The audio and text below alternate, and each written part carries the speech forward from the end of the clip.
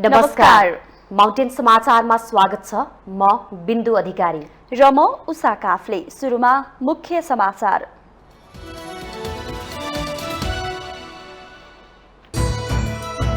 नेकपा यसको संसदीय दलको नेतामा माधव नेपाल चयन। वामपन्थी सरकार बनाउने प्रसंग अल्मल्याउने विषय मात्र भएको नेपालको टिप्पणी।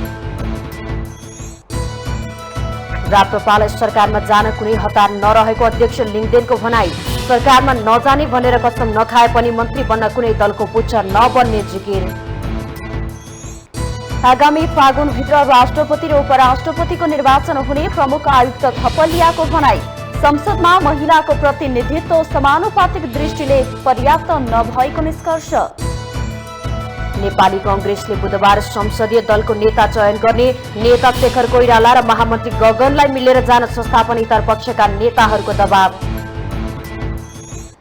मालपोत कार्यालयमा बिचौलियाको हाली मोहाली। लेखापढी व्यवसायीका नाममा हरेक फाँटका कर्मचारीका टेबलमा रहेको फाइलमा पहुँच। 62 लाख श्रीलङ्कालीहरू खाद्य असुरक्षाको चपेटामा। आर्थिक संकटका कारण कृषि उपजको लागत 60% भन्दा बढीले बढ्दा उत्पादनमा कमी। र सामसङ जङ थापा पोखरा एभेन्जर्सको मुख्य प्रशिक्षकमा नियुक्त। टी20 लिग खेल्न 6 जना विदेशी खेलाडी नेपाल आइपुगे।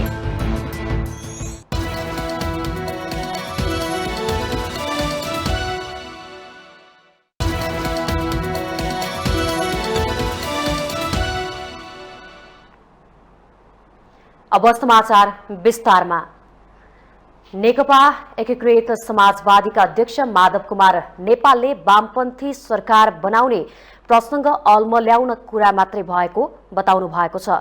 सोमबार पार्टी केन्द्रीय कार्यालयमा आयोजित नवनिर्वाचित सांसदहरूलाई बधाई ज्ञापन कार्यक्रममा अध्यक्ष नेपालले यस्तो बताउनु भएको हो। उहाँले कसैको पनि बहुमत नआएकाले कस्तो सरकार बन्छ भन्ने आम चासोको विषय बनेको भन्दै अबको एक हप्तामा सरकार कस्तो बन्छ भन्ने थाहा हुने उल्लेख गर्नुभयो। अध्यक्ष नेपालले भएको विश्वास गुमाउने र हुँदै नभएको विश्वास गरेर घर न घाटको हुने गल्ती आफूले नगर्ने पनि स्पष्ट पार्नुभयो। आगामी सरकार गठबन्धनकै नेतृत्वमा बन्ने उहाँको विश्वास छ। मात्रै सरकार बनाऊ भनेर सोचिरहेको छ, त्यो अल्मल्याउने कुरा मात्रै हो। त्यसो हुनाले यस्ता कुरालाई हामी सजिलै गरी पत्याउन सक्दैनौँ। भएकोको विश्वास गुमाउने अनि हुँदै नभएको चाहिँ विश्वास गरेर हामी घर न घाटको हुने त्यस्तो गल्ती हामी गर्न सक्दैनौँ। त्यसो हुनाले अहिले गठबन्धनलाई हामी कायम राख्नेछौँ र कायम राख्नका लागि हामीले गठबन्धन दलका नेताहरूले सँगसँगै जाने एउटा संयुक्त वक्तव्य जारी पनि गरिसकेका छौँ। चाहिँ गठबन्धनकै सरकार बन्ने हामीले आशा गरेका छौँ। नेता झलनाथ खनालले जनताले कुनै दललाई बहुमत नदिएकाले सबै मिलेर काम गर्नुको विकल्प नरहेको बताउनुभयो। आगामी एक हप्ताभित्र सरकार कस्तो बन्छ भन्ने छिनोफानो भइसक्ने भन्दै सरकारले सही दिशा दिन सक्नुपर्ने उहाँको भनाइ थियो। आफ्ना भावनाहरू शेयर गरेर अगाडि बढ्नुको कुनै विकल्प छैन। त्यसकारणले सरकार कस्तो बन्छ भन्ने पनि अहिले देशमा चाहिँ चर्चाहरू भइरहेका छन्, प्रयत्नहरू पनि चलिरहेका छन्। अब 7 दिनभित्र सरकार बनाउने सिलसिलामा पहल गर्नुको लागि राष्ट्रपतिले आह्वान गरिसकेको अवस्था छ। त्यसो हुनाले चाँडोभन्दा चाँडो अब पार्टीहरूले आफ्ना संसदीय दलहरू र संसदीय दलका नेताहरू चुन्ने, संसदीय दललाई स्थिर गर्ने र अब सरकार बनाउने दिशामा एक आपसमा सरसल्लाह गरेर अगाडि बढ्नुपर्ने आवश्यकताहरू उत्पन्न भएका छन्। यसैबीच एकीकृत समाजवादीको संसदीय दलको नेतामा माधव कुमार नेपाल चयन हुनु भएको छ। सोमबार बसेको बैठकले अध्यक्ष नेपाललाई सर्वसम्मतले चयन गरेको हो। यस्तै उपनेतामा राजेन्द्र पाण्डे, संसदीय दलको सचेतकमा उपमहासचिव प्रकाश ज्वाला चुनिनु भएको छ। बैठकले संसदीय दलको विधानमा संशोधन गर्नुपर्ने भएमा सुझाव दिन सांसदहरूलाई आग्रह गरेको छ।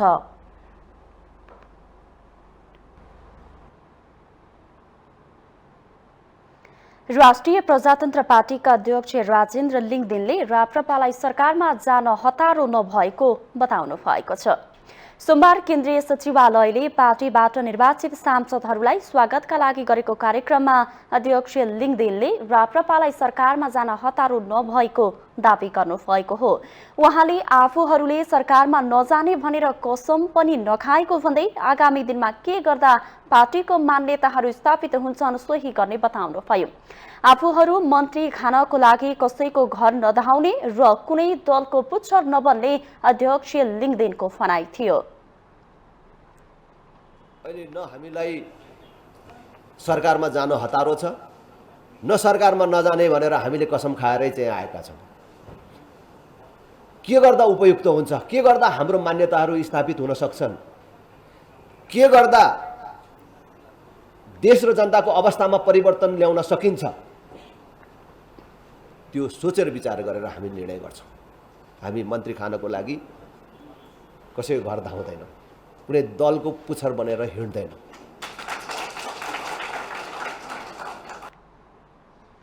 राप्रपा नेता तथा सांसद पशुपति शमशेर जबराले आफूहरू पुराना पार्टीहरूलाई खबरदारी गर्न संसदमा आएको बताउनुभयो।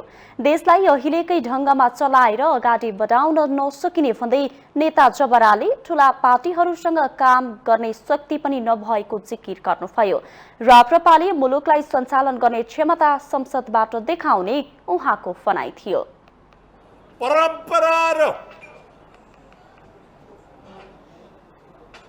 पुरानो विश्वास सहित एउटा नयाँ तरिकाबाट मुलुकलाई सञ्चालन गर्ने त्यो क्षमता संसदबाट देखाउन अब राप्रपा अगाडि बढ्छ। जबराले अन्य राजनीतिक पार्टीले भन्दा राप्रपाले धेरै काम गर्न सक्ने भन्दै भोलिको नेपाल कस्तो हुन सक्छ भन्ने कुरा संसदमा प्रदर्शन गरेर देखाउने बताउनुभयो।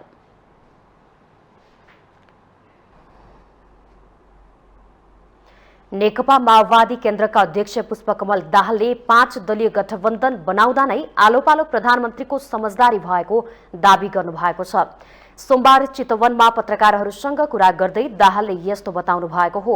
लिखित रूपमा नगरिए पनि गठबन्धन गर्दा आलोपालो सरकारको नेतृत्व गर्ने बारे सहमति भएको भन्दै उहाँले त्यो समझदारी अहिले पनि रहेको जिकिर गर्नुभयो। गठबन्धनमा रहेका दलहरूका बीचमा सहमति जुटेर मुलुकको नेतृत्व गर्ने अवसर आए आफू तयार रहेको अध्यक्ष दाहालले बताउनुभयो। प्रधानमन्त्रीमै समझदारी नभए अरू पनि हुन सक्ने उहाँको भनाइ थियो। अध्यक्ष दाहालले प्रधानमन्त्रीका लागि आफूले सबै विषय दाउमा राख्ने पक्षमा नरहेको प्रश्न पार्दै विगतमा जे जस्ता सहमति भएको भए पनि गठबन्धनमा रहेका दलहरूको बीचमा राष्ट्रपति, उपराष्ट्रपति, प्रधानमन्त्री, सभामुख र उपसभामुख बारे प्याकेजमै सहमति खोजिने उल्लेख गर्नुभयो। राष्ट्रपतिले सरकार गठनका लागि 7 दिनको समय दिएकाले सोही समयावधिभित्र गठबन्धनबाट प्रधानमन्त्री चयन हुने भन्दै कसको नेतृत्वमा सरकार गठन गर्ने भन्ने बारे गठबन्धनमा छलफल चलिराखेको उहाँको भनाइ थियो। एमालेसँग माओवादीको कुराकानी हुनु स्वाभाविक भएको भन्दै अरूको पनि कुराकानी भइरहेको अध्यक्ष दाहालले बताउनुभयो। कांग्रेस एमालेको पनि कुरा भइरहेकाले छलफल हुने बित्तिकै टुङ्गोमा पुगेको भन्न नमिल्ने उहाँको तर्क थियो। एमाले माओवादी बीच पार्टी एकताका लागि बाहिर आए जसरी औपचारिक छलफल र कुराकानी नभएको अध्यक्ष दाहालले बताउनुभयो। राष्ट्रपति गैरदलीय व्यक्ति हुन नसक्ने भन्दै केही बुद्धिजीवीहरूले त्यस्तो व्यक्ति हुँदा राम्रो हुने भनेर भने पनि अहिले त्यो सम्भावना नरहेको र दलबाटै राष्ट्रपति चयन हुने उहाँले जिकिर गर्नुभयो।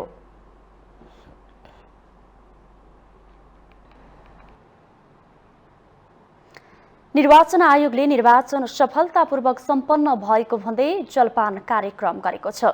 आयोग परिसरमा आयोजित कार्यक्रममा राष्ट्रपति विद्यादेवी भण्डारी, उपराष्ट्रपति नन्दबहादुर पुन, प्रधानमन्त्री शेरबहादुर देउवा, राष्ट्रिय सभा अध्यक्ष गणेश प्रसाद तिमल सिन्हा, कायम मुकायम प्रधान न्यायाधीश हरिकृष्ण कार्की, पूर्व मन्त्रीहरू, विभिन्न राजनीतिक पार्टीका प्रमुख तथा पदाधिकारीहरू लगायतको उपस्थिति थियो। त्यसैगरी नेपाल स्थित विदेशी राजदूतहरू, सुरक्षा निकायका प्रमुख, कलाकार तथा पत्रकारहरूको पनि जलपानमा सहभागी थिए। कार्यक्रममा प्रमुख निर्वाचन आयुक्त दिनेश कुमार थपलियाले निर्वाचन सफलतापूर्वक सम्पन्न भएको भन्दै सरकारवाला सबैलाई धन्यवाद ज्ञापन गर्नुभयो। उहाँले स्थानीय तहमा 41%, प्रदेशसभामा 36.36% र संघीय संसदमा 33.83% महिला प्रतिनिधित्व कायम भएको जानकारी दिनुभयो। यद्यपि सो प्रतिनिधित्व समानुपातिक र समावेशीको दृष्टिले पर्याप्त नभएको उहाँको भनाइ थियो। प्रमुख आयुक्त थपलियाले आगामी दिनमा समानुपातिक तथा समावेशी प्रतिनिधित्वलाई विशिष्ट र पूर्वानुमान बनाउनु पर्नेमा जोड दिनुभयो। प्रदेश सभामा 36.36% र संघीय संसदमा 33.83% महिला प्रतिनिधित्व कायम भएको छ। नेपालको संविधानले परिकल्पना गरेको समानुपातिक समावेशी प्रतिनिधित्व तथा आयोगले स्वीकृत गरेको लैङ्गिक तथा समावेशी नीतिको दृष्टिकोणबाट हेर्दा यो संख्या पर्याप्त नभएकोले निर्वाचन आयोग यसलाई अझै सहज, विशिष्ट, उपयुक्त र पूर्व अनुमान योग्य बनाउनुपर्छ भन्ने कुरामा जोड दिन चाहन्छ। निर्वाचनमा सार्वजनिक क्षेत्रबाट हुने खर्चलाई निश्चित सीमामा बाँधिएको भन्दै उहाँले दल र उम्मेद्वारबाट हुने प्रचार प्रसारको खर्चलाई पनि नियन्त्रण र नियमन गर्ने प्रयास गरिएको जिकिर गर्नुभयो। आयोगले निर्वाचनका क्रममा गरेका सबै प्रयासहरू राजनीतिक सुशासन र निर्वाचनको निष्ठा कायम गर्न चालिएको कदम भएको प्रमुख आयुक्त थपलियाले स्पष्ट पार्नुभयो। बहुदलीय प्रतिस्पर्धात्मक व्यवस्था, नागरिक स्वतन्त्रता, मानव अधिकार, बालिक मताधिकार र आवधिक निर्वाचनलाई मूर्त रूप दिन निर्वाचनको समग्र पक्षलाई व्यवस्थापन, सञ्चालन, रेखदेख, निर्देशन र नियन्त्रण गर्ने जिम्मेवारी निर्वाचन आयोगमा रहेको छ। राष्ट्रपति र उपराष्ट्रपतिको निर्वाचन फागुन महिनाभित्र हुने उहाँले जानकारी दिनुभयो।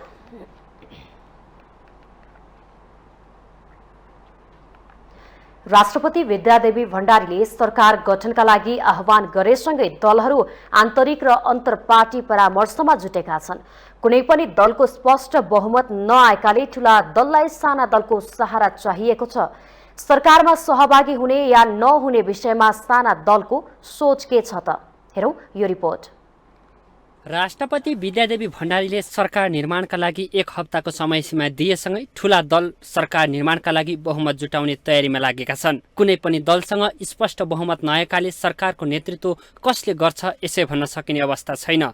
यस्तो अवस्थामा आफ्नो पक्षमा बहुमत पुर्याउने हेतुले राजनीतिक दलहरूले नयाँ पार्टी र स्वतन्त्र सांसदहरूलाई आफ्नो पक्षमा पार्नका लागि व्यापक भेटघाट र लबिङ गरिरहेका छन्। राष्ट्रिय स्वतन्त्र पार्टी, जनमत पार्टी, नागरिक उन्मुक्ति पार्टी लगायतले अप्रत्याशित जित हासिल गरेका कारण पनि सरकार निर्माणमा उनीहरूको भूमिका महत्त्वपूर्ण हुने देखिन्छ। प्रतिनिधि सभा र प्रदेश सभा निर्वाचनमा सफलतापूर्वक सम्पन्न भएको अवसरमा निर्वाचन आयोगले सोमबार गरेको जलपान समारोहमा सहभागी राष्ट्रिय स्वतन्त्र पार्टी र जनमत पार्टीका संसदीय दलका नेताहरूलाई हामीले तपाईहरूको सरकार निर्माणमा कस्तो भूमिका रहन्छ भनेर सोधेका थियौं। कस्तो प्रतिबद्धताका साथ जाने, कसको नेतृत्वमा जाने, कसरी जाने, कुन ढङ्गले अगाडि जाने भन्ने कुरा चाहिँ एकदम महत्त्वपूर्ण कुरा हो। त्यसकारणले सरकारमा जाने र नजाने भन्ने मात्र प्रश्न होइन, मैले अघि भने जस्तै के का लागि जाने, हामीले न्यूनतम के कुराहरूलाई चाहिँ परिपूर्ति गर्न जाने भन्ने कुराले अर्थ लाग्ने हुनाले अब हामी अनिर्णयको बन्दी बनाउँदैनौँ। यसै पनि देखिन्छ कतिपय हामी हुँदा पनि नहुँदा पनि बहुमतै नपुग्ने अवस्था त छैन, तर अलिकति सहज हुने अवस्थामा सम्भवतः हाम्रो सहभागिताले सहज बनाउला। तर त्यसो त प्रतिपक्षलाई पनि त सहज बनाउन जरुरी हुन्छ नि। त्यही सङ्ख्यामा त्यस अर्थमा हामी एकदमै स्थितिलाई नियालिरहेका छौँ, छलफलको क्रममा छौँ। अब छलफल अलिकति तीव्र पनि बनाएका छौँ। हाम्रा जुन माग मुद्दाहरू छन्, खास गरी अहिले जनतासँग वाचा गरेका सेवा प्रवाहका मुद्दाहरू, शिक्षा, स्वास्थ्य र रोजगारीका मुद्दाहरू र भर्खरै हामी किसान आन्दोलनबाट आएका हुनाले किसान आन्दोलनका क्रममा उठेका मुद्दाहरूलाई सम्बोधन गर्ने प्रतिबद्धता जुन गठबन्धनबाट आउँछ उता हाम्रो समर्थन रहनेछ भन्नेसम्मको हाम्रो कुरा भएको हो। मध्य प्रदेशमा हामीले मुख्यमन्त्रीको दाबी गरेका छौँ र त्यसको कारण चाहिँ अब त्यहाँ सङ्ख्या पनि एउटा निर्णायक रूपमा रहेको छ र जनताको अपेक्षा पनि एकचोटि जनमत पार्टीलाई हेरौँ भनेर नयाँ परिवर्तन खोजेको हुनाले जनमत पार्टीलाई त्यहाँ मौका दिनुपर्छ भनेर हाम्रो धारणा रहेको छ। गत 74 सालको चुनावमा प्रत्यक्षमा 1 सिट मात्रै जितेको तर अहिले 7 सिट प्रत्यक्षमा जितेर आफ्नो आकार बढाएको राष्ट्रिय प्रजातन्त्र पार्टी भने अहिले सरकारमा जाने कुनै सोच नभएको बताउँछ। अब संसद चाहिँ अब एस्योर्ड बहुमत कसैको पनि छैन। अब ट्रिकी हुन्छ कि एकदम त्यो ब्यालेन्स गर्न गाह्रो हो नि। एक किसिमबाट जनादेश नै अस्थिरताको हो। अब अहिले सरकार त अरूले नै चलाउने हो। अब हामी त त्यहाँ गएर खबरदार गर्ने हो। सत्ता गठबन्धन गणितीय रूपमा बहुमतको नजिक भए पनि उनीहरूबीच शक्ति बाँडफाँडका विषयमा अहिलेसम्म सार्थक संवाद हुन सकेको छैन। दुई भन्दा धेरै दल मिल्नै पर्ने बाध्यताले फेरि पनि राजनीतिलाई अस्थिर बनाउने जोखिम पनि उत्तिकै छ। 5 वर्षकै लागि चाहिँ के छ भन्दाखेरि जनताले म्यान्डेट दिएको छ। अब बहुमत नभएपछि जहाँसम्म लाग्छ हामी के चाहिँ आशा गरौँ भने अहिले जो दलहरू मिलेर सरकार गठन प्रक्रिया हुन्छ तिनीहरूले नै 5 वर्ष चाहिँ के छ भन्दाखेरि देशको शासन गर्छन् र यदि मिल्न सकेन फेरि फुट्यो भनेदेखि चाहिँ के छ भन्दाखेरि फेरि अर्को दलसँग सहकार्य गरेर पनि सरकार गठन गर्छन् हेर्नुहुन्छ। अब त्यो पनि भएन भनेदेखि त संविधान अनुसार चाहिँ भोलि चाहिँ के छ भनेदेखि मध्यावधि जाने विकल्प बाहेक अरू विकल्प छैन। यति बेला दलहरूले धमाधम संसदीय दलको नेता चयन गरिरहेका छन्। एक साताको समयभित्र महत्त्वपूर्ण पदहरूको भागबण्डा मिलाएर सरकार गठन गर्नुपर्ने बाध्यात्मक स्थितिमा दलहरू रहेका छन्। यस क्रममा पुराना समीकरणहरू भत्किएर राजनीतिले नयाँ मोड नलेला भन्न सकिँदैन। माउन्टेन टेलिभिजन HD का लागि क्यामेरामा विक्रम साकेका साथमा बटुक राजगिरीको रिपोर्ट। माउन्टेन समाचारमा पालो भएको छ ब्रेकको।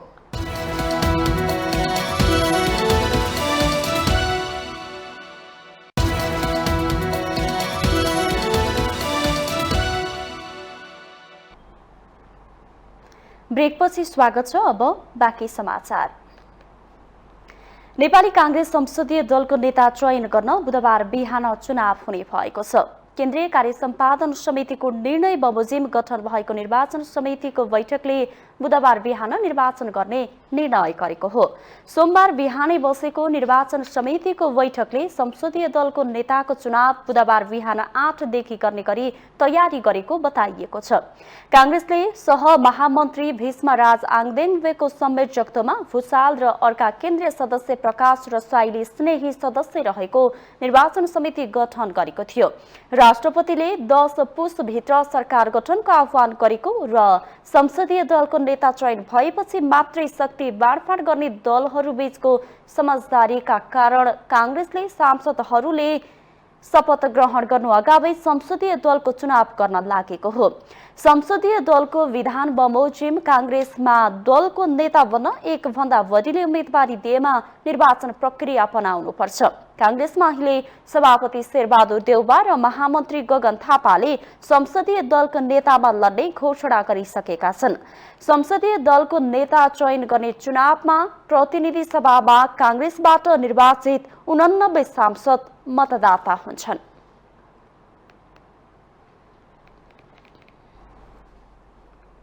नेपाली कांग्रेस संसदीय दलको नेताको उम्मेदवार छान्न बसेको नेता शेखर कोइराला समूहको बैठक बिना निष्कर्ष टुङ्गिएको छ। संस्थापनेतर नेता र सांसदहरूले कोइराला र महामन्त्री गगन थापालाई मिलेर जान दबाब दिएका छन् भने दुई मध्ये को उम्मेदवार बन्ने भन्ने निष्कर्षमा पुग्न रातभरिको समय दिएर उठेका छन्। सोमबार बिहानैदेखि दलको नेताको उम्मेदवार चयन गर्नेबारे गुटका नेताहरू चरणबद्ध छलफलमा जुटेका थिए। साझ नेता कोइराला र महामन्त्री थापा सहित बसेको शीर्ष नेताहरूको बैठकमा अधिकांश नेताहरूले दुई नेताहरूलाई मिलेर अघि बढ्न सुझाव दिएका छन्। बैठकमा सहभागीहरूले कोइराला र थापालाई मिलेर जान र दुई मध्ये 1 जना मात्रै उम्मेदवार बन्न सुझाव सहित बैठक सकिएको बताएका छन्। दुई मध्ये 1 जना उम्मेदवार बन्दा टिमको लागि सबैभन्दा राम्रो हुने सहभागीहरूको सुझाव थियो। मंगलबार बिहान पनि कांग्रेसेतर पक्षको बैठक बस्ने भएको छ।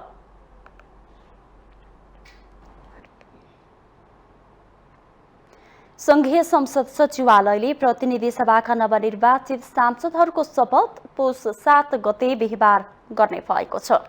मंसिर 4 को निर्वाचनबाट निर्वाचित भएर आएका प्रतिनिधि सभाका 275 सांसदलाई पुस 7 गते शपथ ग्रहण गराउन लागि संघीय संसद सचिवालयका महासचिव भरतराज गौतमले जानकारी दिनुभयो। ज्येष्ठ सदस्यलाई राष्ट्रपति विद्यादेवी भण्डारीले शपथ ग्रहण गराएपछि अरू सांसदहरूलाई ज्येष्ठ सदस्यले शपथ गराउनुहुनेछ। कुनै सांसदले मातृभाषामा शपथ लिन चाहे 3 दिन अगावै संघीय संसद सचिवालय सचिवालयलाई जानकारी गराउनु पर्नेछ। राष्ट्रपति विद्यादेवी भण्डारीले पुस 10 गतेभित्र सरकार आह्वान गरेकाले त्यस पहिले नै सांसदहरूको शपथ हुन लागेको हो।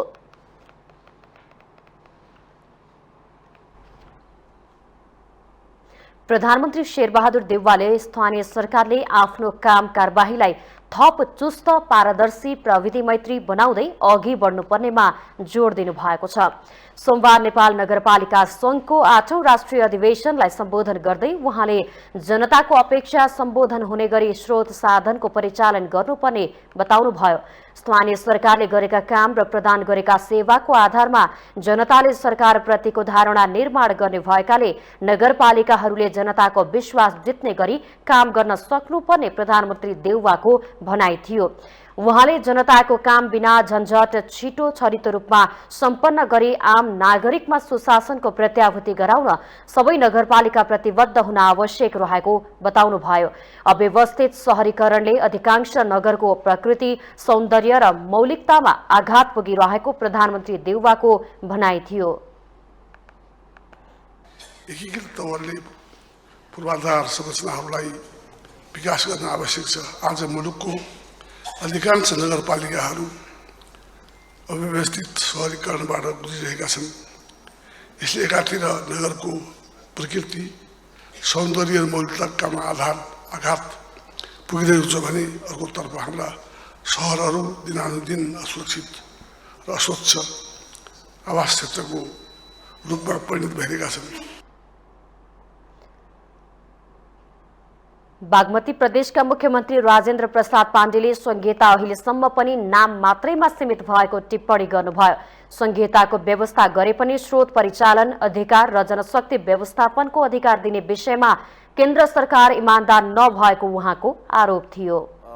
अधिकार भने यस्तो चिज रहेछ, मैले धेरैचोटि छलफल गरेको छु। जिल्लाको सभापतिले हिजो सभापति हुँदाखेरि अधिकार माग्दाखेरि उसले के माग्ने भन्दा आफूसम्म माग्ने हो, तलतिर झार्ने होइन। गाविस अध्यक्षले आफूसम्म माग्ने हो, तलतिर झार्ने होइन। नगरको मेयरले पनि आफूसम्म मान्ने हो, तलतिर झार्ने होइन। तर हाम्रो यो अधिकारको सवालमा हामी अलिकति इमानदार छैनौँ। मुख्यमन्त्री पाण्डेले संघीयताको सही अभ्यास गर्न नसके आफैले ल्याएको व्यवस्थाले आफैलाई खान सक्ने बताउनुभयो। त्यसैगरी लुम्बिनी प्रदेशका पूर्व मुख्यमन्त्री तथा नेकपा एमालेका महासचिव शंकर पोखरेलले मुलुकलाई अस्थिरताको भुमरीमा फसाउन प्रादेशिक संरचनाको विरोध हुने गरेको दावी गर्नुभयो। कहीँ पनि प्रदेश बिनाको शासन नभएको भन्दै संघीयतामा प्रदेश झनै आवश्यक रहेको उहाँको तर्क थियो। र त्यो स्थानीय तह पनि प्रदेशले दिएको अधिकारको रूपमा होइन, संविधानले दिएको अधिकारका रूपमा निर्माण गर्नुपर्छ भनेर अधिकारको सूची तयार गर्ने पहलकर्ता मध्ये म आफै पनि हुँ। तर आज फेरि अर्को बहस के गर्न खोजिँदैछ भन्दाखेरि दुई तह भए पुग्छ, प्रदेश चाहिँदैन भन्ने प्रकारको बहस चलाउन खोजिएको छ। र कतै तपाईँहरूलाई पनि यो त राम्रै हो कि जस्तो लागे पनि हुनसक्छ। म तपाईँहरूलाई के भन्छु भन्दाखेरि कुन त्यस्तो मुलुक छ जहाँ राज्य र प्रदेश नभइकन शासन भएको छ? काठमाडौँ केन्द्रित प्रशासनिक मानसिकता नै संघीयता कार्यान्वयनको बाधक भएको पोखरेलको भनाइ थियो।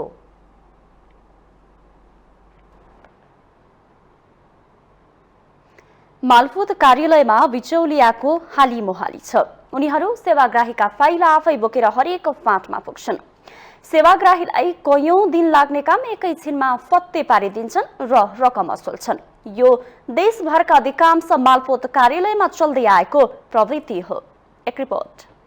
यो दिल्ली बजार स्थित मालपोत कार्यालय हो। यहाँ सेवाग्राही भन्दा पनि बिचौलियाहरूको भिड हुन्छ। कोही आफूलाई लेखापढी व्यवसायी भन्छन् त कोही सेवाग्राही नै दाबी गर्छन्। हातमा सेवाग्राहीका कागज बोक्छन् र कार्यालयका सबै फाँटमा सजिलै पुग्छन्। यस बापत सेवाग्राहीले केही रकम दिएपछि उनीहरूको काम चाँडै फत्ते भइहाल्छ। मालपोत कार्यालयमा पुग्दा यस्तै दृश्य देखिन्छ। तपाईँ सेवाग्राही हो? सेवाग्राही होइन, लेखापढी हो। किन जानुभयो? यो टिफिन टाइम होइन?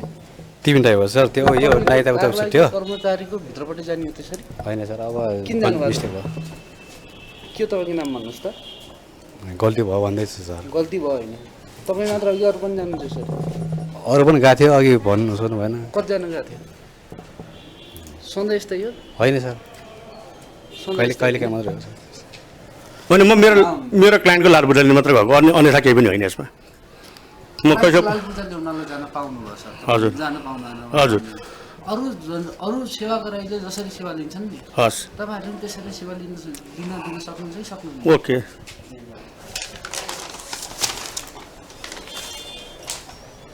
मुकुन्द कुमारी बस्ने होइन त्यो हेर्न पठाओ त्यो त्यस्तो होइन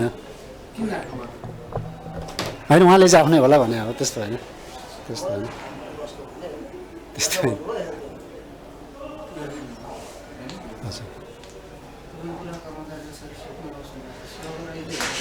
होइन सरी मैले यसो हजुर होइन उहाँले त हेर्न पठायो हो त्यो भएर होइन अफिसमा आयो हो होइन त्यो भएर हो त्यस्तो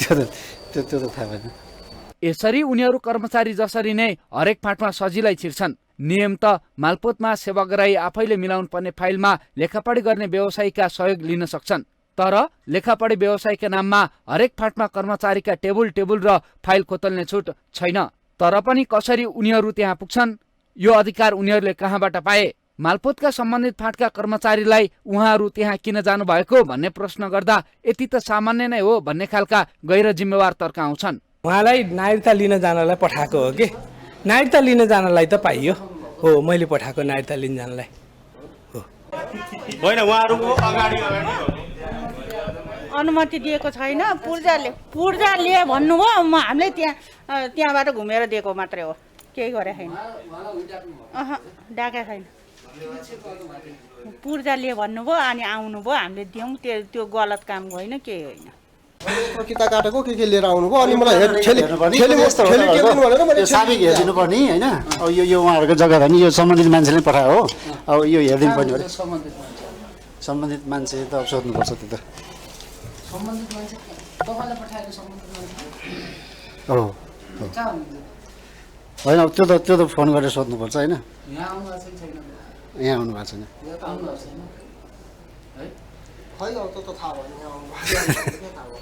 यसरी मालपोतका हरेक फाँटमा कर्मचारी भएकै टेबुलमा बिचौलिया पुग्ने भए पनि मालपोत कार्यालयका प्रमुख भने यसबारे आफूलाई जानकारी नभएको दावी गर्छन् यहाँ ढड्डा खोतल्ने गरी हामी त्यो व्यवस्थापन गर्दैनौँ कसैलाई पनि बाहिर मान्छेलाई ढड्डा खोतल्न दिने कामहरू हामी गर्दैनौँ उहाँहरू कर्मचारीको बस्ने एरियामा जान पाउने व्यवस्थै छैन जानु हुँदैन अब कुनै समयमा ढोका खुलेको मौका पारेर कोही छिरिहाल्नुभयो भने पनि त्यस्तो किसिमको नोटिसहरू आयो भने हामीले कारबाही नै गर्छौँ सामान्यतया उहाँहरूलाई हामीले लेखापढीका साथीहरूलाई इजाजत दिने क्रममा पनि र पछि पनि पटक पटक भनेका हुन्छौँ मालपोतमा सेवाग्राहीलाई दुहुनो गाई ठान्ने भ्रष्ट कर्मचारी र बिचौलियाको बिगबिकी नै छ यो प्रवृत्ति निरन्तर छ तर समस्याको समाधान कहिल्यै निस्किँदैन सेवाग्राही दैनिक नै खुलेआम सरकारी कार्यालयमा भ्रष्ट कर्मचारी र बिचौलियाको संगठित गिरोहबाट ठगिने क्रम चलि नै रहेको छ यसले मालपोत कार्यालय नै बदनाम हुने गरेको छ राज्यका निकायको समयमा ध्यान जान जरुरी छ माउन्टेन टेलिभिजन एसडीका लागि क्यामेरामा केशवराज श्रेष्ठका साथ सन्दीप शर्माको रिपोर्ट माउन्टेन समाचारमा पालो भएको छ ब्रेकको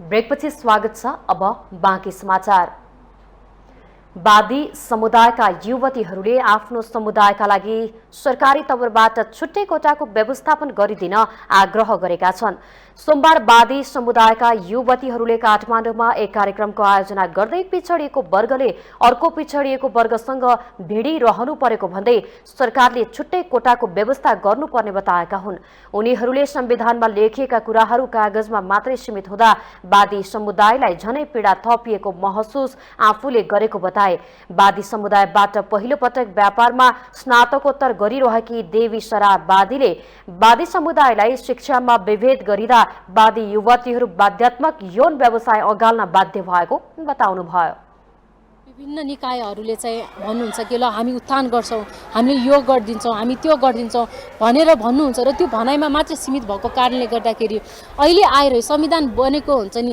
14-15 वर्ष भइसक्दा पनि वादी समुदायको परिस्थिति त्यो अवस्था चाहिँ अझै त्यहीँको त्यही छ। अझै पनि एकजना 12-13 वर्षको नानीले एक प्याकेट बिस्कुटको लागि आफ्नो शरीर बेच्न बाध्य नै छ अहिलेसम्म पनि हुन्छ नि। त्यो अवस्थाको कारणले गर्दाखेरि अझै पनि वादी समुदायको उत्थान चाहिँ अझै पनि भइसकेको छैन। त्यस्तै वादी समुदायबाट अधिवक्ता बन्नुभएकी सीता वादीले व्यवस्था बदलिँदा पनि वादी समुदायको अवस्था परिवर्तन हुन नसकेको उल्लेख गर्नुभयो।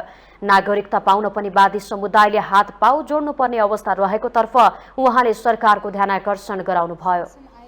जतिसुकै त्यो संविधान बदले पनि जति त्यो केन्द्रीय लोकल जतिसुकै सरकार आए पनि हाम्रो अवस्था चाहिँ त्यही छ है। जहाँ पनि जुनमा पनि अब हायर लेभलमा होस् या लोयर लेभलमा होस् हाम्रो सिचुएसन त्यही हो। हामीले जब एउटा नागरिकता पाउनलाई हामीले हात पाउ जोड्नै पर्छ होइन। लाइक वेटिङ धेरै गर्नुपर्छ। अब अरूले पाउने प्रायोरिटी र हामीलाई दिने प्रायोरिटीमा धेरै फरक छ। आर्थिक अवस्थाका कारण यौन व्यवसायमा लाग्न बाध्य युवतीहरूको सहयोगमा सरकारले आवश्यक कदम चाल्नुपर्ने वादी समुदायको माग छ।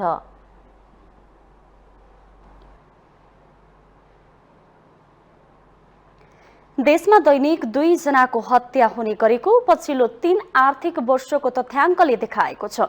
सबैभन्दा बढी आफन्तबाट नै हत्या भएको देखिन्छ। एक रिपोर्ट। देशमा पछिल्लो समय कर्तव्यजनका घटनाहरू वृद्धि हुँदै जान थालेका छन्। दैनिक 2 जनाको दरले हत्याका घटना हुने गरेको तथ्याङ्क छ। गत 3 आर्थिक वर्षमा 1842 वटा हत्याका घटना भएको प्रहरीको तथ्याङ्क छ। 696 हत्याका घटना परिवार र नाता सम्बन्धमै भएका छन्। परिवार र नाता सम्बन्धभित्र घटेका घटनामा सबैभन्दा बढी श्रीमानले श्रीमतीको हत्या गरेको पाइएको छ, जसमा 236 श्रीमतीलाई श्रीमानले हत्या गरे। त्यसैगरी 118 व्यक्ति श्रीमतीद्वारा मारिए।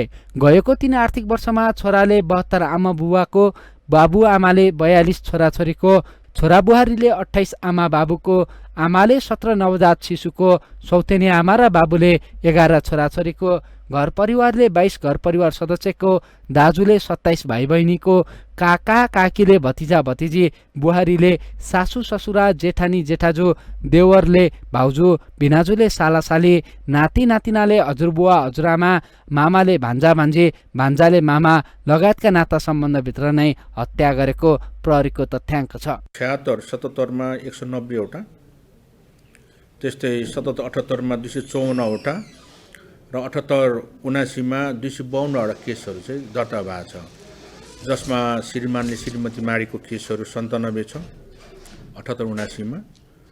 त्यस्तै 78, 77, 78 मा 107 वटा छ भने 76, 77 मा 32 वटा छ।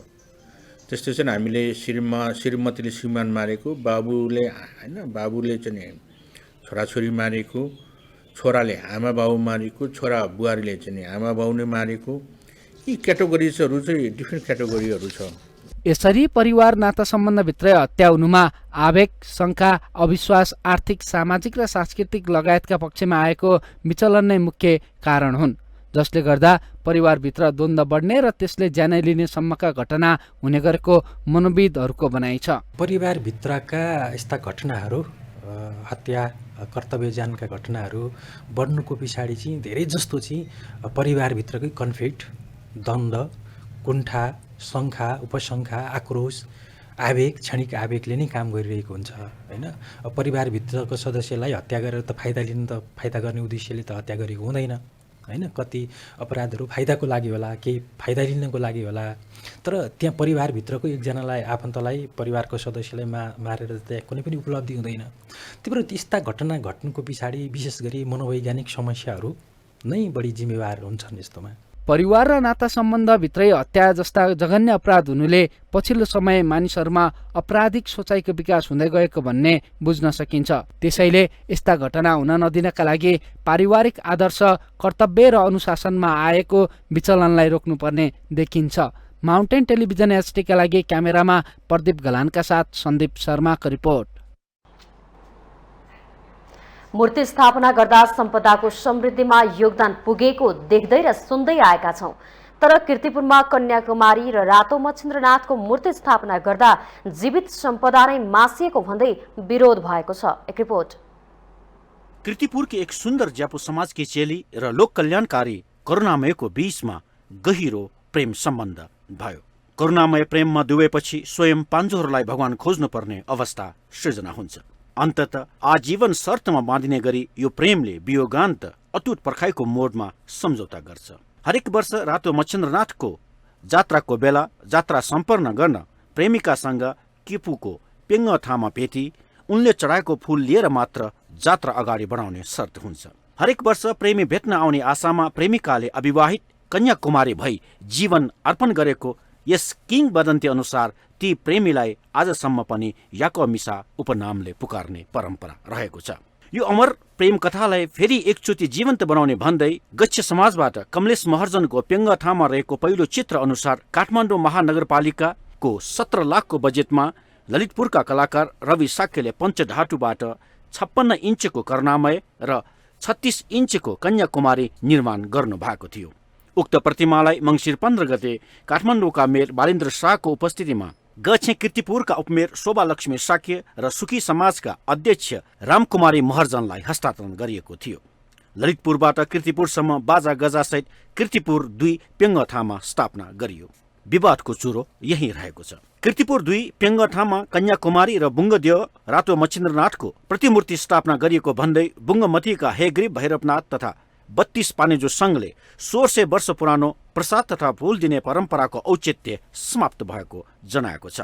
पहिला उहाँहरूले संस्कृतिमाथि विकृति थप्नुभयो, त्यही कारणले अब हामी त्यो विकृति भइसकेपछि जमाउनौ न, हामी अब त्यहाँ मच्छिन्द्रनाथ पनि रह्यो, त्यहाँ के अरे मूर्ति भइसकेपछि हामीले गएर कसलाई चाहिँ के अरे प्रसाद ग्रहण गराउने, जबकि जीवित मान्छे छ त्यहाँ, तर उहाँको चाहिँ प्रतिमूर्ति के अरे उहाँको मूर्ति बनिसकेको अवस्थामा अब हामीले जीवित चाहिँ कन्यालाई दिनुपर्ने, अब उहाँकै मूर्ति बनिसकेपछि हामीले दिन जानुपर्ने अवस्था भएन नि। के हामीले त्यो बनेको के अरे मूर्तिलाई प्रसाद चढाउने हो र होइन?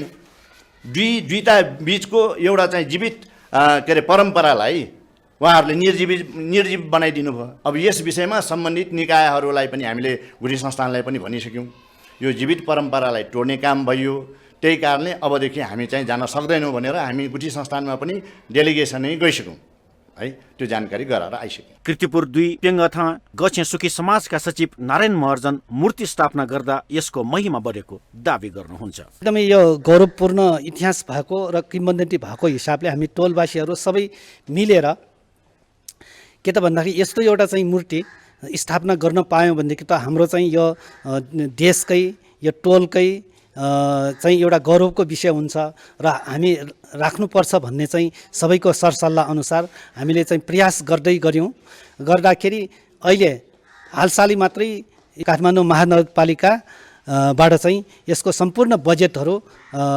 भन्नुपर्दाखेरि 17,75,000 रुपियाँ चाहिँ त्यहाँबाट चाहिँ प्राप्त गर्यौँ र यसको लागि आवश्यक सबै मूर्तिको लागि आवश्यक खर्चहरू हामीले चाहिँ पायौँ। मूर्ति विवादले धर्म संस्कृतिको लागि राम्रो लक्षण होइन। यसले धर्म संस्कृति र परम्पराको विनाश निम्त्याउन सक्छ। सम्बन्धित पक्षहरू मिलेर तत्काल समाधान गर्नु नै हितकर हुन्छ। माउन्टेन टेलिभिजन एचडीका लागि क्यामेरामा विक्रम साक्यका साथ विसन्तर साक्यको रिपोर्ट। सरकारले नीलगिरी खोला 1 र 2 जलविद्युत आयोजनाको 220 केभी प्रसारण लाइन निर्माणका लागि राष्ट्रिय वन क्षेत्र प्रयोग गर्न दिने भएको छ। सोमबार मन्त्रालयमा पत्रकार सम्मेलन गर्दै सरकारका प्रवक्ता ज्ञानेन्द्र बहादुर कार्कीले सरकारले नीलगिरी खोला 1 र 2 जलविद्युत आयोजनाको 220 केभी प्रसारण लाइन बनाउन राष्ट्रिय वन क्षेत्र प्रयोग गर्न दिने निर्णय गरेको जानकारी दिनुभयो। उहाँले सरकारले माथिल्लो फावा खोला जलविद्युत आयोजनाका निर्माणका लागि राष्ट्रिय वन क्षेत्र प्रयोग गर्न दिने निर्णय भएको पनि बताउनुभयो। संरक्षण क्षेत्रभित्रका जलविद्युत आयोजनाका लागि थप शर्त समावेश गर्ने निर्णय गरेको प्रवक्ता कार्कीको भनाइ थियो। उहाँले अन्नमा आधारित पूरक बाल आहारको गुणस्तर मापदण्ड निर्धारण गर्ने सम्बन्धी आदेश मन्त्री परिषदले स्वीकृत गरेको जानकारी दिनुभयो। स्वीकृत गर्ने खाद्य पदार्थमा हेभी मेटलको अधिकतम मात्रा निर्धारण गर्ने सम्बन्धी आदेश स्वीकृत गर्ने, नीलगिरी खोला 1 र 2 जलविद्युत आयोजनाको 220 केभी प्रसारणलाई निर्माणका लागि राष्ट्रिय वन क्षेत्र प्रयोग गर्न दिने। प्रवक्ता कार्कीले मौसमी कामदार व्यवस्थापन निर्देशिका 2079 स्वीकृत गर्ने निर्णय भएको पनि बताउनुभयो।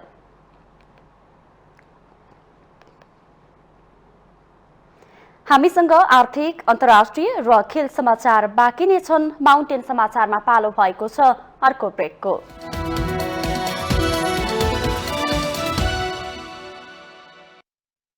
शिवमसँग उपहार गर्न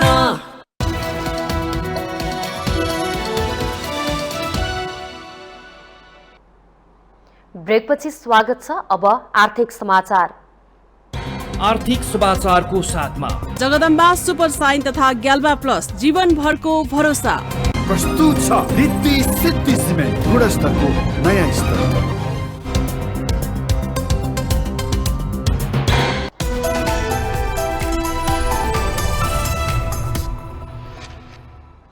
औद्योगिक क्षेत्र महासंघले औद्योगिक क्षेत्रभित्र भएका उद्योगमा गरेको भाडा वृद्धि तत्काल खारेज गर्न राखेको मागलाई नेपाल उद्योग वाणिज्य महासंघले समर्थन गरेको छ।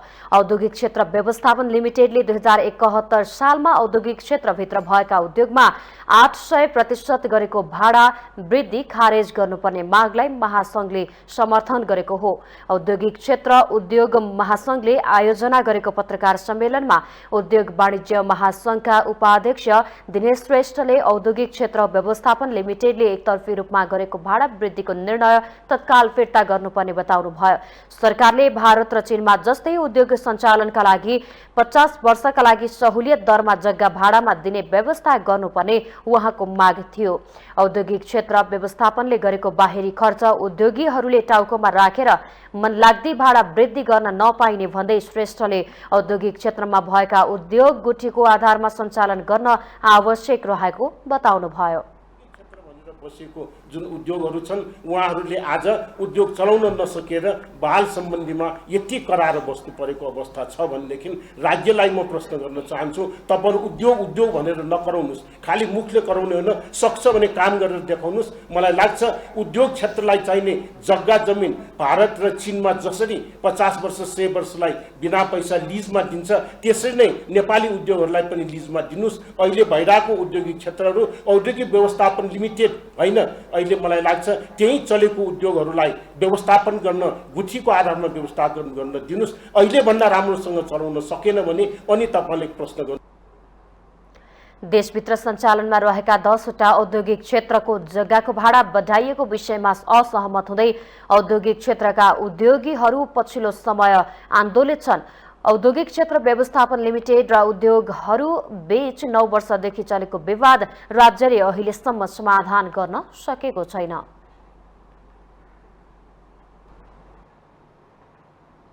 नेपाल राष्ट्र बैंकले निर्यातमा अनुदान प्रदान गर्ने सम्बन्धी दोस्रो संशोधन कार्यविधि 2079 अनुसार सिमेन्ट, क्लिङ्कर लगायत वस्तु निर्यात गर्दा अनुदान दिने प्रक्रिया अगाडि बढाउने निर्देशन दिएको छ। नेपाल सरकारले कार्यविधि संशोधन गरे अनुसार सिमेन्ट, डन्डी लगायत वस्तु निर्यातमा दिने अनुदानका लागि सम्बन्धित निकायलाई परिपत्र जारी गरेको छ। सरकारले चालू आर्थिक वर्षको बजेटमा थप 6 वस्तुको निर्यातमा अनुदान दिने व्यवस्था गरेको थियो। सोही अनुसार निर्यातमा अनुदान प्रदान गर्ने सम्बन्धी कार्यविधिको दोस्रो संशोधन गर्दै 8% सम्म अनुदान दिने मन्त्री परिषदले स्वीकृत गरेर राजपत्रमा छापिसकेको छ। कार्यविधि अनुसार निर्यात गर्ने उद्योगीले शोध भर्नाबाट निर्यात अनुदान रकम प्राप्त गर्नेछन्। यसअघि कागजात पुर्याएर निवेदन स्वीकृत भएको 7 दिनभित्र रकम प्राप्त गर्ने व्यवस्था रहेकामा अब भने अनुदान पाउन 15 दिन लाग्ने भएको छ। अनुदान भुक्तानीको लागि नेपाल सरकारले राष्ट्र बैंकलाई रकम उपलब्ध गराउनेछ।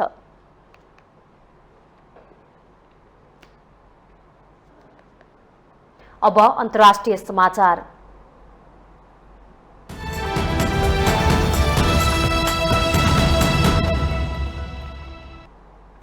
62 लाख श्रीलङ्कालीहरू खाद्य असुरक्षाको चपेटामा परेको तथ्य सार्वजनिक भएको छ। राष्ट्रसङ्घको खाद्य तथा कृषि संगठन AFOले करिब 62 लाख श्रीलङ्कालीहरूले मध्यम तथा तीव्र खाद्य असुरक्षाको सामना गरिरहेको तथ्य सार्वजनिक गरेको अन्तर्राष्ट्रिय सञ्चार माध्यमहरूले जनाएका छन्। AFOले जुनदेखि डिसेम्बर 2022 सम्मको प्रतिवेदन सार्वजनिक गर्दै श्रीलङ्कामा प्रत्येक 10 घर परिवार मध्ये 4ले आयमा कमीको अनुभव गरिरहेको र प्रत्येक 2 घर परिवारमा 1ले खाद्य असुरक्षाको खतरा अनुभव गरिरहेको जनाएको छ। AFOका अनुसार श्रीलङ्काका 40% जनता आफ्नो जीविकोपार्जनका लागि कृषिमा निर्भर छन् र 2022 मा धानको उत्पादन लागत 100% भन्दा बढीले बढेको छ। AFOले स्थानीय बजारमा खाद्यान्नको आपूर्ति घट्दै गएको र श्रीलङ्काका किसान र उनीहरूका समुदायहरूलाई सहयोग गर्ने अवसरको पर्खाइमा रहेको बताइएको छ। AFOले सन् 2022-2023 मा लागू हुने खाद्य आपतकालीन सम्बोधनका लागि 5 करोड 11 लाख अमेरिकी डलर परिचालन गरेको बताइएको छ।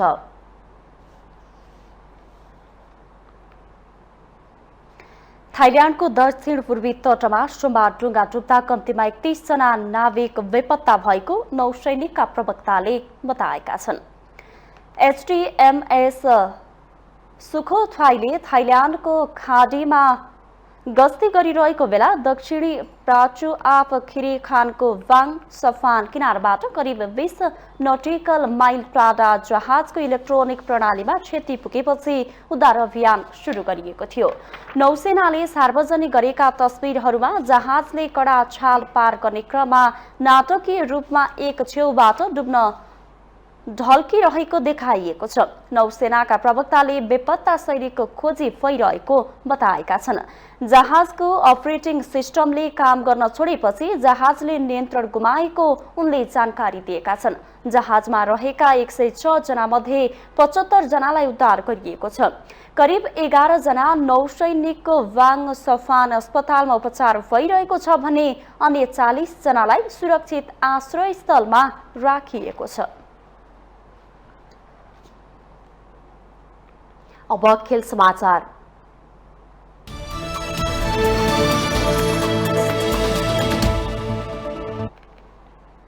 यही शुक्रबारबाट काठमाडौँमा सुरु हुने नेपाल T20 लिगका लागि पोखरा एभेन्जर्सले सामसन जङ थापालाई मुख्य प्रशिक्षकमा नियुक्त गरेको छ।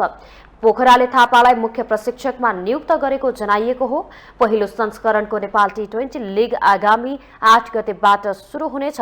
पोखराको पहिलो खेल 8 गते नै काठमाडौँ नाइट राइडर्ससँग रहेको छ। यसैबीच T20 लिगमा सहभागी हुने 6 विदेशी खेलाडी आज नेपाल आएका छन्। जनकपुर रोयल्सका 2 तथा विराटनगर सुपर किङ्सका 4 खेलाडीहरू नेपाल आइपुगेका हुन्। रोयल्समा अनुबन्ध भएका वेस्ट इन्डिजका चार्नविक वाल्टन र ट्रेभन ग्रेफ्ट, त्यस्तै विराटनगरमा अनुबन्ध भएका वेस्ट इन्डिजका आन्द्रे म्याकार्थी र कियोन जोसेफ तथा अमेरिकाका गौरांशु शर्मा र राज रकिनान रहेका छन्। कीर्तिपुर स्थित टियु मैदानमा पुस 26 गतेसम्म हुने प्रतियोगिताको उद्घाटन खेलमा काठमाडौँ नाइट र पोखरा एभेन्जर्स बीच प्रतिस्पर्धा हुनेछ। हरेक दिन 2 खेल हुने प्रतियोगिताको सम्पूर्ण खेल कीर्तिपुर स्थित टियु मैदानमा खेलाइनेछ।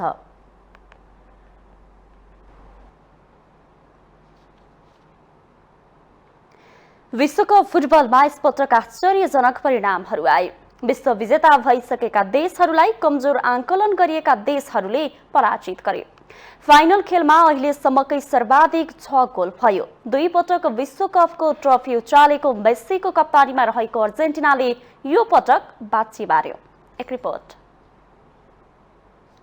कतार विश्वकप आफैमा चर्चा र विवादमा रहेकै थियो। प्रत्येक 4 वर्षमा हुने गरेको विश्वकप निर्धारित मितिभन्दा 6 महिनापछि पहिलो पटक एसियाली मुलुक कतारले सफलतापूर्वक सम्पन्न गरी छाड्यो। कतार विश्वकपमा नयाँ इतिहास निर्माण भयो। फ्रान्सका स्टार स्ट्राइकर एम्बापे विश्वकप फाइनलमा सर्वाधिक गोल गर्ने खेलाडी बने। उनले ह्याट्रिक गर्दै सन् 1966 पछि विश्वकप फाइनलमा ह्याट्रिकको नयाँ कीर्तिमान राखे। फाइनल खेलमा अर्जेन्टिना र फ्रान्स भिड्दा अहिलेसम्मकै सर्वाधिक 6 गोल भयो। खेल जीवनको अन्त्यतिर आइपुगेका मेस्सीले फाइनलमा 2 गोल गर्दै अर्जेन्टिनालाई विश्वकपको उपाधि दिलाउन उत्कृष्ट प्रदर्शन गरे। विश्वकपमा अफ्रिकी देश मोरोक्कोले शानदार प्रदर्शन गर्दै पहिलो पटक सेमिफाइनलसम्म यात्रा तय गरेर इतिहास रच्यो।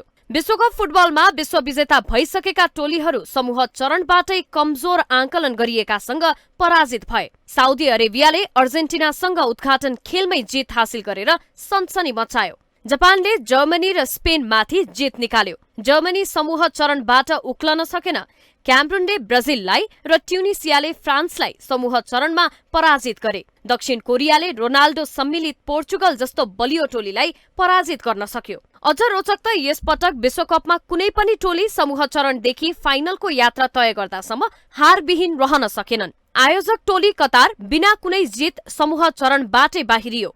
कतार विश्वकपमा नयाँ खेलाडीहरूको चर्चा पनि उत्तिकै चल्यो। तर लियोनल मेस्सी र केलियन एम्बाप्पे नै मैदानमा प्रभावशाली र शक्तिशाली देखिए। विश्वकपमा यी दुईको नै जादु चल्यो। एम्बाप्पे विश्वकपमा 16 गोलको कीर्तिमान राखेका जर्मनीका मिरोस्लाभ क्लोज भन्दा 4 गोलले पछाडि रहे पनि यो पटकको विश्वकपमा अधिक गोलकर्ता साबित हुँदै गोल्डन बुट अवार्ड प्राप्त गरे। यता उत्कृष्ट खेलाडी मेस्सीले गोल्डन बल अवार्ड हात पारेका छन्।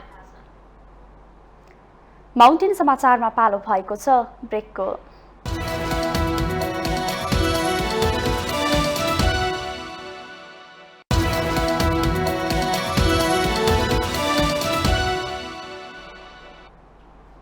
ब्रेकपछि स्वागत छ। यो सँगै हामी माउन्टेन समाचारको अन्त्यमा आइपुगेका छौं। जाँदा जाँदै मुख्य समाचार पुनः एकपटक।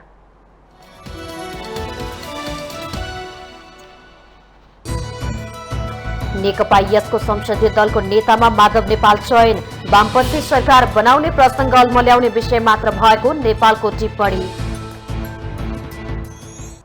राप्रपालाई सरकारमा जान कुनै हतार नरहेको अध्यक्ष लिङदेनको भनाई। सरकारमा नजाने भनेर कसम नखाए पनि मन्त्री बन्न कुनै दलको पुच्छ नबन्ने जिकिर। आगामी फागुनभित्र राष्ट्रपति र उपराष्ट्रपतिको निर्वाचन हुने प्रमुख आयुक्त थपलियाको भनाई। संसदमा महिलाहरूको प्रतिनिधित्व समानुपातिक दृष्टिले पर्याप्त नभएको निष्कर्ष।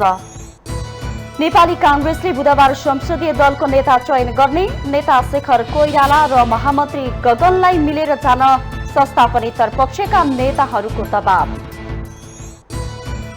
मालपोत कार्यालयमा बिचौलियाको हालीमुहाली। लेखापढी व्यवसायका नाममा हरेक फाँटका कर्मचारीका टेबलमा रहेको फाइलमा पहुँच। 62 लाख श्रीलङ्कालीहरू खाद्य सुरक्षाको चपेटामा। आर्थिक संकटका कारण कृषि उपजको लागत 70% भन्दा बढीले बढ्दा उत्पादनमा कमी। र सामसन जङ थापा पोखरा एभेन्जर्सको मुख्य प्रशिक्षकमा नियुक्त। T20 लीग खेल्न 6 जना विदेशी खेलाडी नेपाल आइपुगे।